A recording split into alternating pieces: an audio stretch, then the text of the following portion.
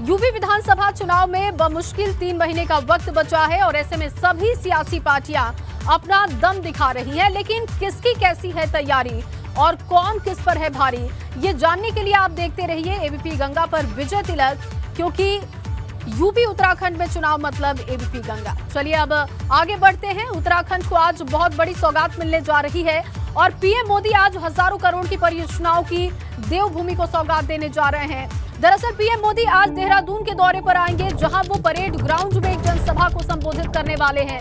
इस दौरान पीएम मोदी उत्तराखंड को 18,000 करोड़ की योजनाओं की सौगात देंगे और पीएम के साथ मंच पर सीएम धामी समेत कई बड़े नेता मौजूद होंगे। अगर पीएम के दौरे की तैयारियों की बात की जाए तो पीएम के दौरे को लेकर तैयारियां पूरी हो चुकी हैं।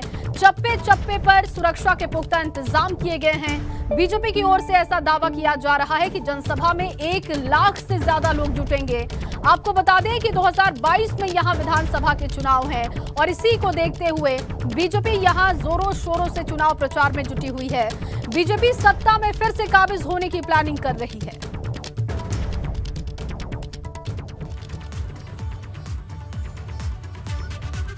प्रधानमंत्री नरेंद्र मोदी के उत्तराखंड दौरे को लेकर आज तैयारियां पूरी कर ली गई हैं और आज 12:30 बजे के करीब प्रधानमंत्री नरेंद्र मोदी जोली ग्रांट एयरपोर्ट पहुंचेंगे और उसके बाद में ठीक परेड मैदान में 1 बजे पहुंचेंगे। उसके बाद एक विशाल जनसभा को संबोधित प्रधानमंत्री करने वाले हैं। तैयारियां मैं दिखाऊं आपको कि ये परेड मैदान है और देखिए कि पूरी तैयारी कर ली गई है। आज 1 बजे के करीब प्रधानमंत्री नरेंद्र मोदी यहीं से एक विशाल जनसभा करेंगे और लोगों को संबोधित करेंगे। तैयारियां पूरी हो चुकी हैं और तमाम करीब 1 लाख से ज़्यादा लोगों की भीड़ जुटाने का लक्ष्य यहाँ पर रखा गया है। और इसके साथ साथ में उत्तराखंड में 18,000 करोड़ की लागत से बनने वाली विकास परियोजनाओं का भी लोकार्पण और शिलान्यास प्रधानमंत्री नरेंद्र मोदी करेंगे। लिहाजा इस पूरे क्षेत्र को जीरो जोन घोषित कर दिया गया है और इसके अलावा सुरक्षा व्यवस्था के तमाम पुख्ता इंतजामात किए गए हैं। जितने भी लोग यहाँ इस प्रांगण में पहुँचेंगे करीब उनको अलग अलग क्षेत्रों से 2.5 से 3 किलोमीटर पैदल चलकर ही यहाँ पर आना होगा, क्योंकि तमाम अलग अलग इलाकों में रूट डाइवर्ट किए गए हैं। और इसके साथ साथ ये भी एक महत्वपूर्ण दौरा प्रधानमंत्री का माना जा रहा है, क्योंकि आगामी 2 से 3 महीने के बीच में उत्तराखंड में चुनाव हैं। तो इसके चलते एक बड़ी सौगात आज प्रधानमंत्री नरेंद्र मोदी उत्तराखंड की जनता को देने जा रहे हैं। अपने सहयोगी कैमरामैन सोहन परमार के साथ विनोद कुमार, एबीपी गंगा, देहरादून। वहीं देहरादून दौरे से पहले पीएम मोदी ने ट्वीट किया है। पीएम मोदी ने ट्वीट कर लिखा, देवभूमि उत्तराखंड की विकास यात्रा में एक स्वर्णिम अध्याय जुड़ेगा। देहरादून में दोपहर 1 बजे मुझे 18,000 करोड़ रुपए की कई परियोजनाओं के उद्घाटन और शिलान्यास का सौभाग्य प्राप्त होगा और इनमें दिल्ली देहरादून आर्थिक गलियारा समेत कई प्रोजेक्ट शामिल होंगे। तो पीएम ने अपने कार्यक्रम को लेकर जानकारी दी है और उन्होंने कहा कि मुझे सौभाग्य प्राप्त हो रहा है कि आज मैं यहां पर करोड़ों के विकास कार्यों का लोकार्पण करने जा रहा हूं। दोपहर 1 बजे पीएम पहुंचेंगे। तो प्रधानमंत्री के दौरे को लेकर प्रशासन ने चाक चौबंद व्यवस्था कर ली है। चप्पे चप्पे पर फोर्स तैनात है, कई रूट डाइवर्ट किए गए हैं। एबीपी गंगा संवाददाता पंकज राणा की ये खास रिपोर्ट देखिए। प्रधानमंत्री नरेंद्र मोदी के दौरे के लिए देहरादून पूरी तरह से तैयार हो चुका है। भाजपा पिछले कई दिनों से नरेंद्र मोदी के दौरे की तैयारी में जुटी हुई थी। तैयारी किस तरह की गई है, ये तस्वीरें आपको बता रही हैं किस तरह से प्रधानमंत्री के दौरे के लिए भाजपा ने पूरे देहरादून को भगवा रंग में ढाल दिया है और हर चौराहे पे इसी तरह से जो तस्वीरें हैं वो लगाई गई हैं, जिसमें प्रधानमंत्री नरेंद्र मोदी की तस्वीर है, जेपी नड्डा की तस्वीर है, मुख्यमंत्री पुष्कर सिंह धामी की तस्वीर है, अमित शाह की तस्वीर है और भाजपा के प्रदेश अध्यक्ष मदन कौशिक की तस्वीर है। इसी तरह से जो देहरादून के मुख्य चौराहे हैं उनको इसी तरह से बनाया गया है। इसी तरह से जो तस्वीरें हैं वो लगाई गई है ताकि एक संदेश भाजपा का जनता में जा सके कि ये भी भाजपा की लहर है। और ये आप देख रहे हैं कि बैरिकेटिंग से किस तरह से यहाँ पर भीड़ को नियंत्रण करने के लिए व्यवस्था की गई है। जो पुलिस के जवान हैं वो मौके पर पहुँच गए हैं। हर तरह की व्यवस्थाओं को चाक चौबंद किया जा रहा है, क्योंकि अब कुछ देर का इंतजार होगा, थोड़ी देर कर उसके थोड़ी देर बाद ही जो लोगों की जो आने की संख्या है वो शुरू हो जाएगी। तो इसीलिए जो शुरुआती व्यवस्थाएं हैं वो यहाँ की जा रही हैं। जो बैरिकेटिंग लगाए गए हैं, उन बैरिकेडिंग पर हर तरह से जो पुलिस के जवान हैं वो तैनात हो चुके हैं। उसके अलावा जो ऐसे बैरिकेडिंग है जहाँ पर अभी ड्यूटी लगाई जानी है, वहाँ पर जो अधिकारी हैं वो यहाँ आकर अपना जायजा ले रहे हैं, व्यवस्थाओं को देख रहे हैं कि किस तरह की व्यवस्थाएं की जानी है। और जिस चौराहे पे मैं खड़ा हूँ ये देहरादून का मुख्य चौराहा है, घंटाघर से आधा किलोमीटर की दूरी पर है, क्योंकि इस चौराहे के बाद एक भी वाहन यहाँ से अंदर एंट्री नहीं करेगा। और यहाँ से अगर मैं परेड ग्राउंड की दूरी की बात करूँ तो परेड ग्राउंड यहाँ से तकरीबन 500 मीटर की दूरी पर है। तो यानी कि यहाँ से लोगों को 500 मीटर अंदर और जाना पड़ेगा प्रधानमंत्री नरेंद्र मोदी को देखने के लिए, उनको सुनने के लिए। इसके अलावा अगर आप इधर देखेंगे तो ये घंटाघर से आने वाला रास्ता है और यहाँ पर ये पूरी जो बैरिकेडिंग है इसको ब्लॉक कर दिया गया है और इसके आगे दूसरी बैरिकेडिंग लगाई गई है जहाँ से पैदल लोगों की एंट्री दी जाएगी। उसके बाद यहाँ से एक दूसरी बैरिकेडिंग और होगी जहाँ पर सघन चेकिंग अभियान चलाया जाएगा। तो ये आप सुरक्षा के इंतजाम देख रहे हैं। इसके अलावा अंदर अगर हम बात करें जो देहरादून के परेड ग्राउंड के अंदर की बात है, वहाँ पर तकरीबन 1 लाख से ज़्यादा कुर्सियाँ लगाई गई हैं और भाजपा का यह टारगेट है कि प्रधानमंत्री नरेंद्र मोदी के दौरे के दौरान लगभग 1 लाख से ज़्यादा लोग यहाँ पहुँचे, ताकि एक ये संदेश जा सके कि अभी भी पूरे देहरादून समेत पूरे उत्तराखंड में भाजपा की लहर है और एक बार फिर भाजपा सरकार बनाने जा रही है। लेकिन अब क्योंकि लगभग ये माना जा रहा है कि 1 बजे के करीब प्रधानमंत्री नरेंद्र मोदी देहरादून के परेड ग्राउंड में पहुंच जाएंगे, उस समय ये टारगेट अचीव करने के लिए तमाम जो कार्यकर्ता हैं भाजपा के वो अलग अलग जगह जुटे हुए हैं। पूरे प्रदेश भर से ये कहा गया है कि भारी संख्या में लोगों को लाया जाए। और एक बड़ी बात ये भी है कि जो यहाँ की जनता है वो भी रूट चार्ट देखकर निकले, क्योंकि पूरी तरह से जो ट्रैफिक है उसको डाइवर्ट किया गया है। किसी भी तरह का वाहन यहाँ के 1 से 1.5 किलोमीटर की एरिया एयरफेयर की एरिया में, यानी कि जो परेड ग्राउंड का 1.5 किलोमीटर का एरिया है उसको पूरी तरह जीरो जोन घोषित किया गया है। वहाँ पर किसी भी तरह का दुपहिया वाहन चौपहिया वाहन नहीं लाया जाएगा। तो इसलिए अगर आप देहरादून में घंटाघर की तरफ या सचिवालय या दूसरी जगह जाना चाह रहे हैं तो आपको डाइवर्ट जो रूट डाइवर्ट है उसका चार्ट देखना होगा, तभी आप घर से निकले। देहरादून से प्रतिनिधि क्रिस्टोफर लॉरेंस के साथ पंकज राणा, एबीपी गंगा। और चलिए अब बात करते हैं डिप्टी सीएम के बयान की। दरअसल उत्तर प्रदेश में जैसे जैसे विधानसभा चुनाव की सरगर्मियां बढ़ने लगी हैं, नेताओं के विवादित और तल्ख बयानों का बाढ़ भी आने लगा है। प्रयागराज में डिप्टी सीएम केशव प्रसाद मौर्य ने व्यापारियों को संबोधित करते हुए कहा कि 2017 से पहले उत्तर प्रदेश में जाली टोपी और लुंगी छाप गुंडों का आतंक था, लेकिन भाजपा की सरकार आते ही ऐसे गुंडे जेल पहुंच गए। अखिलेश यादव और समाजवादी पार्टी पर हमला करते हुए केशव प्रसाद मौर्य ने कहा कि यूपी में लुंगी छाप गुंडों का आतंक मचा हुआ है। केशव मौर्य यही नहीं रुके, उन्होंने कहा कि जालीदार टोपी लगाए राइफलधारी गुंडे व्यापारियों को डराते और धमकाते थे, लेकिन अब ऐसा नहीं है। आपकी जमीनों जब से भारतीय जनता पार्टी की सरकार बनी है, क्या ये गुंडे आपको दिखाई दे रहे हैं? क्या सही बात बताना, दिखाई दे रहे हैं क्या? मैं आप सबको भरोसा दिलाना चाहता हूं, हम सभी काम अच्छे कर रहे हैं। हम गरीबों के लिए भी काम कर रहे हैं, किसानों के लिए भी काम कर रहे हैं, नौजवानों के लिए भी काम कर रहे हैं, व्यापारियों के लिए भी काम कर रहे हैं।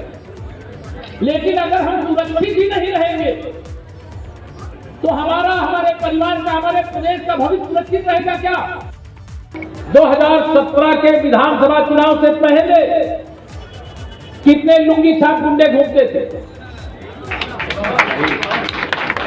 जालीदार गोली टोपी लगाए हुए, राइफल रिवाल्वर बंदूक लिए हुए व्यापारियों को डराने और धमकाने का काम कौन करता था? आपकी जमीनों पर कब्जा करना और कब्जा करने तो शिकायत करने भी बन जाना, ऐसी धमकी कौन देता था? यह सारा कुछ याद रखना, मेरा इतना ही कहना है। मैं कोई ऐसी बात नहीं कर रहा हूं जो कोई ऐसी बात नहीं हुई हो। उधर केशव प्रसाद मौर्य के इस बयान पर अब सियासी कोहराम मच चुका है। सपा प्रवक्ता अनुराग भदौरिया ने केशव प्रसाद मौर्य के बयान पर पलटवार किया और उन्होंने कहा कि भाजपा को 2022 चुनाव से पहले ही डर सता रहा है और इसीलिए पार्टी अब जातिवाद की राजनीति करने में लगी हुई है। सुनते हैं। उत्तर प्रदेश के डिप्टी सीएम केशव प्रसाद मौर्य जी को 2022 में हार का डर इस कदर सताने लगा है कि वो हार से बचने के लिए जाति धर्म की राजनीति का सहारा ले रहे हैं। लेकिन उत्तर प्रदेश की जनता सब जानती है 2022 में बाईसाइकिल की सरकार होगी और भारतीय जनता पार्टी जो नफरत की राजनीति कर रही है उसको सत्ता से बाहर फेंक देगी।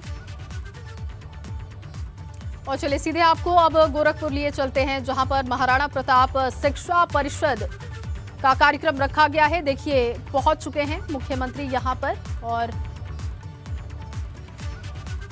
इस वक्त यहां पर झंडा फहराने का कार्यक्रम चल रहा है। सीएम योगी आदित्यनाथ मौजूद हैं। 10 तारीख तक ये कार्यक्रम होने वाला है। अनुराग ठाकुर को आप इस वक्त यहाँ पर देख रहे हैं, जो कि आज समारोह की शुरुआत के लिए मुख्यमंत्री के साथ पहुंचे हैं।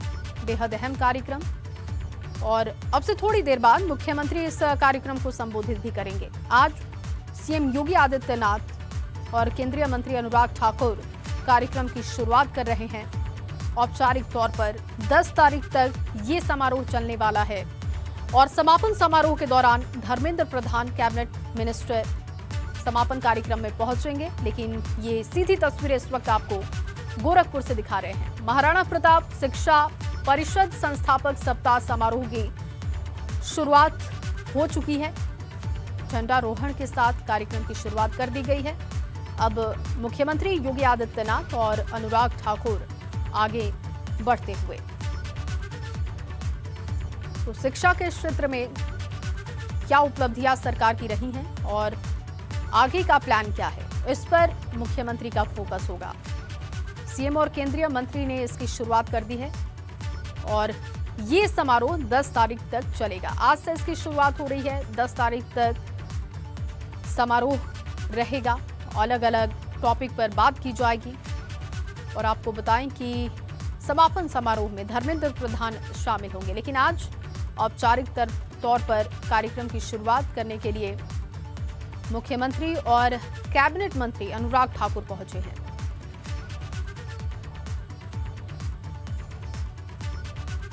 मंच पर तमाम अधिकारी मौजूद हैं, स्थानीय नेता और शिक्षा से जुड़े कई बड़े व्यक्तित्व, गणमान्य लोग इस वक्त मौजूद हैं कार्यक्रम में।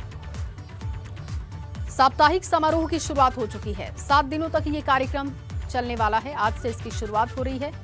सीधी ये तस्वीरें आपको गोरखपुर से दिखा रहे हैं। महाराणा प्रताप शिक्षा परिषद संस्थापक सप्ताह समारोह की शुरुआत हो चुकी है। मुख्यमंत्री योगी आदित्यनाथ और कैबिनेट मंत्री अनुराग ठाकुर ने इसकी शुरुआत की। औपचारिक तौर पर झंडारोहण करते हुए कार्यक्रम की शुरुआत कर दी गई है, और 7 दिनों तक ये समारोह चलेगा। अलग अलग विषयों पर, शिक्षा से जुड़े विषयों पर चर्चा की जाएगी। क्या सरकार की उपलब्धियां रही हैं, कितने बेहतर कदम अभी उठाने की जरूरत है, सरकार के प्लान क्या हैं, उन तमाम विषयों पर मुख्यमंत्री का फोकस होगा। अब से थोड़ी देर बाद आप उनका संबोधन भी सुनेंगे। ये लाइव तस्वीरें लगातार आपको दिखा रहे हैं गोरखपुर से, और मुख्यमंत्री यहां पर अभिवादन करते हुए, अनुराग ठाकुर ने भी अभिवादन किया। रवि किशन, जो कि गोरखपुर के सांसद हैं, वो भी कार्यक्रम में मौजूद हैं।